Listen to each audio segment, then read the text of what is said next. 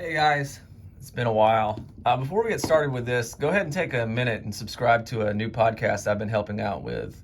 It's called Locksmith Talk with Aloha, and it's free anywhere you listen to podcasts, Stitcher, Spotify, Google, Apple, wherever. It's there and free. It's a podcast our industry association produces each week, and each week we have a subject matter expert on a given topic for locksmiths. This past week was Guy Robinson talking about workplace communication for locksmiths. Next week's Joe Cordy, and he's going to be talking about GSA, safe, and vault work. So take a moment, go subscribe. If you're watching this video, I'm nearly certain that every episode we have, or at least most of the episodes we have, will interest you. So with that out of the way, let's talk about Schlage's L9080. Or I guess we can go back a little bit and talk about their L-series altogether. The L-series is their grade 1 mortise lock. It's available in mechanical and electromechanical, wired and wireless formats. They even have a few multi-point formats, so it's a rather ubiquitous series. If you want the details and specifications and measurements and all that stuff, I'm not going to bore you with that.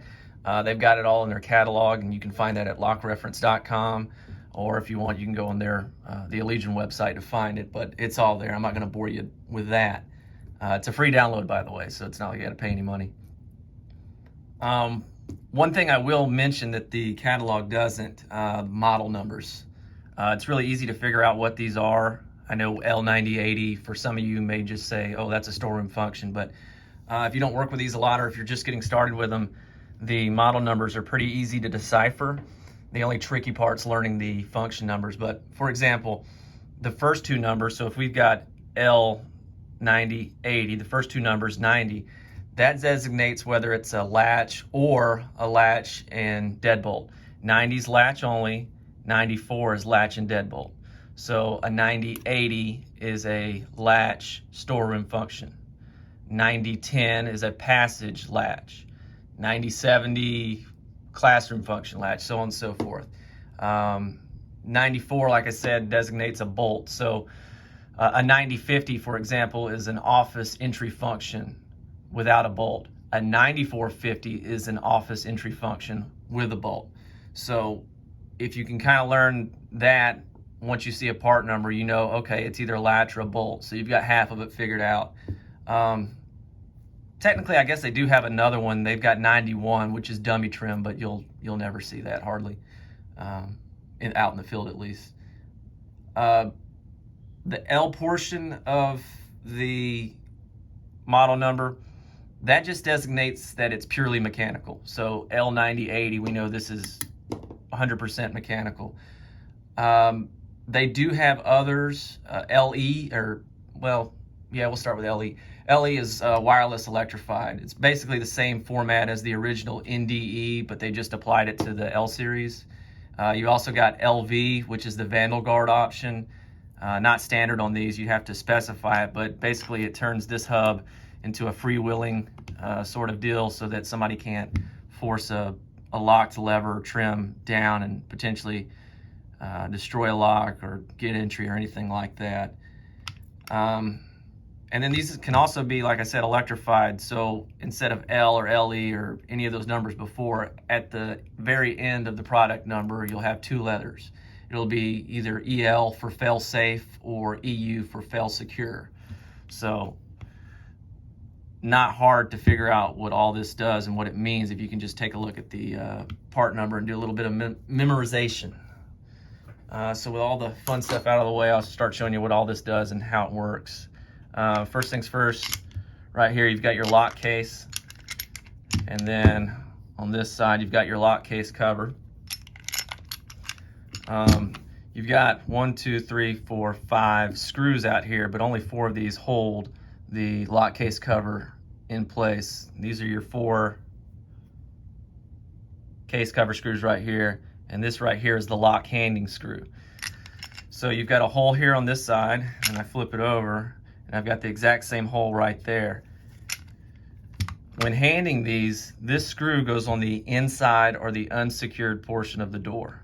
So if we're holding the lock like this, the door is going to be swinging to us, and we're on the inside, so this will be the unsecured side. If we want to change that, we just simply remove that screw, and install it right here. And I'll show you what that screw does in a little bit, but I've got to get this open first. And then second, if you want to change the position of the latch, well, there's the instructions right there. You just pull it and rotate it. If you're not strong enough, you can always just take a screwdriver and pry it out once it clears a little bit. See, I'm not as strong as I used to be because I don't do these much anymore, but there's too much grease on it. But see, once I start pulling it out, it'll clear that, and then you flip it 180 degrees and you're good to go. So we'll take it apart real quick and I'll show you what each kind of piece does.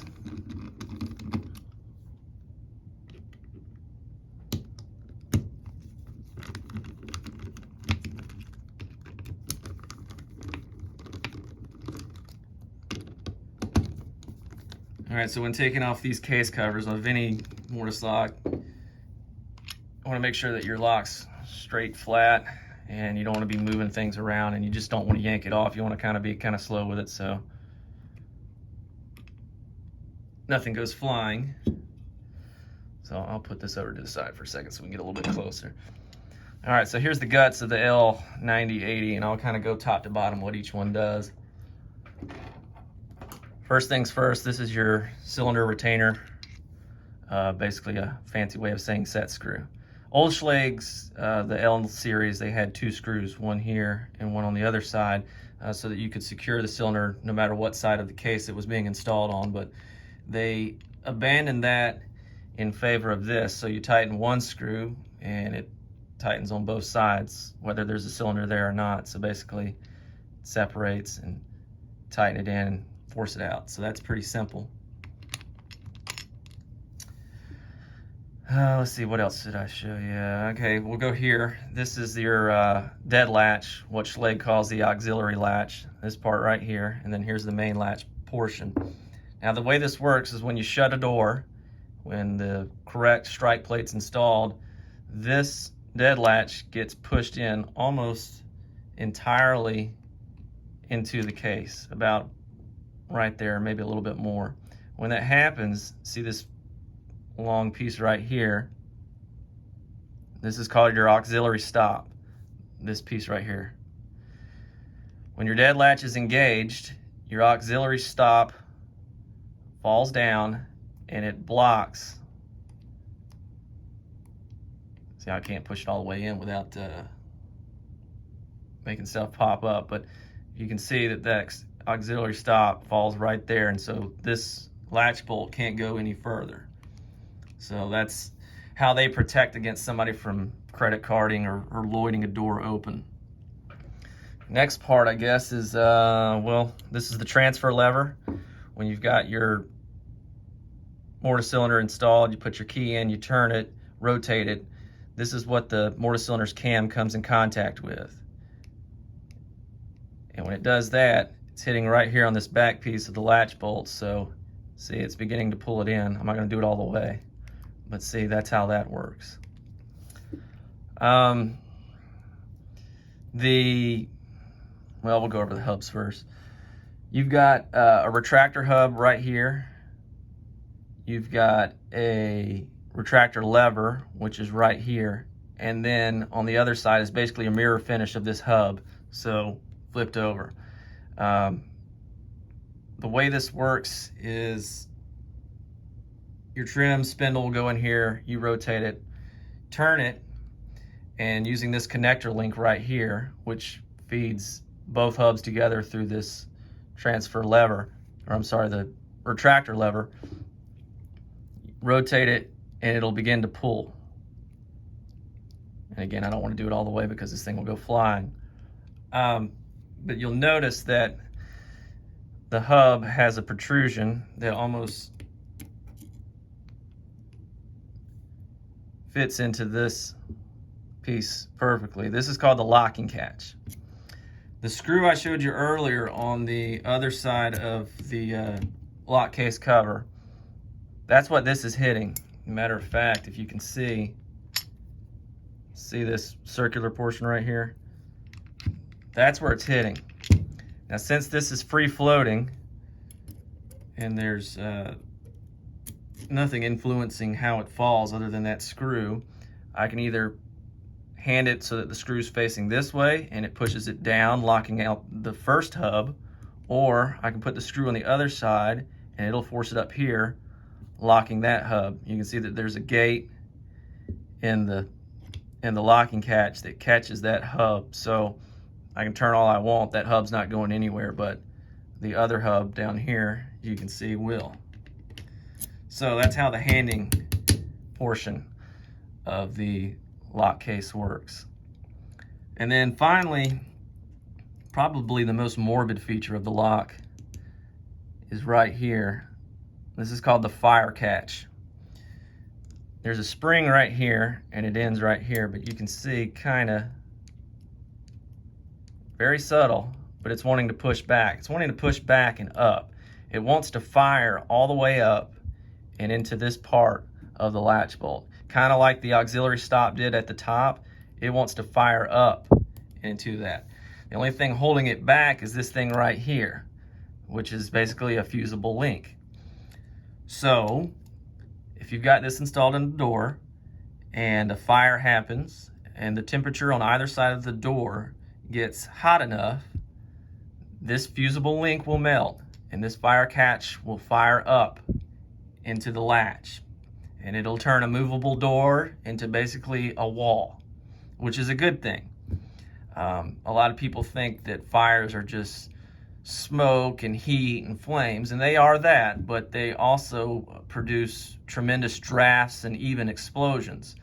So if you've got a fire next to a door, you want a way to kind of deadlock it in place so that those gusts and those explosions and those drafts don't just knock it over and allow that fire to spread or it to get more oxygen or fuel or anything like that. So pretty morbid to think that when this thing fires, they're locking both sides of it because they presume that, well, whoever's nearby or needing to use that door ain't going to be with us much longer, or isn't. But it's a very important life safety feature in that it would help tremendously to stop or slow the spread of a fire. So that's basically the L9080. I'm sure I omitted a few springs and little parts and things like that, like the spring for the auxiliary stop. But that's basically how it works. It's pretty simple. And I'll go into some really complicated ones like 9450s and things like that in the future, but for now this will do. Putting everything back together, well, I guess I should stop and say that if you're servicing these and a part ever breaks or you got to replace a part, whatever, Schlage sells every single part found in here. You can find it through any Schlage distributor. In fact, if you download their service manual, again on lockreference.com or on the Allegion website, it'll show you exploded diagram of each function, each lock, and a part number that goes with it. So it's not hard to identify, for example, if my auxiliary stop's broken, say this tab portion right here is broken and I need to get a new one. Well, I can go to the service manual and see, you know, it's part number L583 something or another. So everything in here is serviceable, everything in here is replaceable. So keep that in mind. Putting these covers back on can be tricky, but not for Schlage. A lot of Mortise locks can be, but not for Schlage, because nothing in here is really under tremendous pressure or spring pressure. Sargent's 8200, for example, their lever return springs inside the case, it's about right here. It's a very thick and strong compression spring which bounces against their hubs, but we don't have that here because the lever return springs on the outside of the door with these series locks. But since nothing's really under pressure, it's really easy. For example, I can move this post and I can move the cylinder retainer and all of that. So not hard to kind of get everything in place. Not always the case with other manufacturers, but with Schlage it's really easy. So what I'm going to do is basically try to get it as best where I think I can and just kind of let it fall in place. Now, I always want to keep these flat when you're doing this, but I'll hold it up just for show. You see I'm not quite there. See on the right side, right where my thumb is, see how that's right flush against it? This side's not. the right side is how it should look all the way around the perimeter. So I can tell from that something or another is amiss right here. And I can also I can see right here that the sand-off post, see how it dropped a little bit, wasn't there. And then, let's see, what else am I missing? Just trying to play with it and see what's not lining up.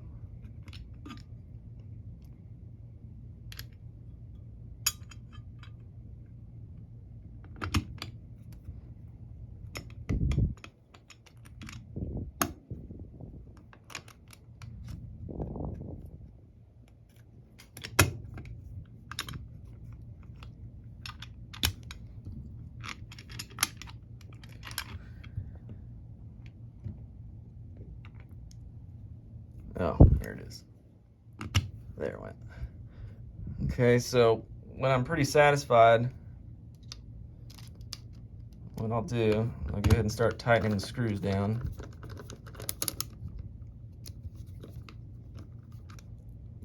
Not all the way tight. Just want to make sure that I didn't miss anything along the way.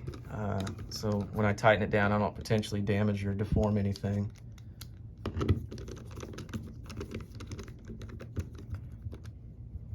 And then when I've got the 4 in, what I'll do is kind of give a function test. I'll make sure that my latch is going in, that my dead latch works, that I can retract the latch with a transfer lever. So that's all good. So I'll just go ahead and finish tightening it down.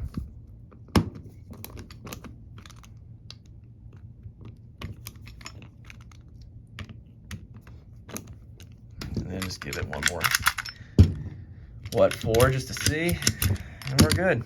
So that's the L9080. Very good lock, probably the most popular mortise lock down here in Georgia. See these things everywhere, installed hundreds if not thousands of them, but they're very good locks. I don't recall ever running into a problem with anything here. In fact, the main servicing issue on Schlage L-series is always usually going to be the return lever cassettes on the outside. There's 2 of them, 1 for each side. When you see sagging levers or something like that, that's what it is. It's usually nothing inside here. Actually, we were servicing one yesterday, and somebody had dropped a screw bit down into one of these, and they couldn't trim from either side, wouldn't retract it because one of those bits was stuck inside. But other than somebody doing something they shouldn't be doing, these things are workhorses. They last forever. But it's a good lock. So appreciate you watching. Remember, go subscribe to that podcast, Locksmith Talk with Aloha. I appreciate it.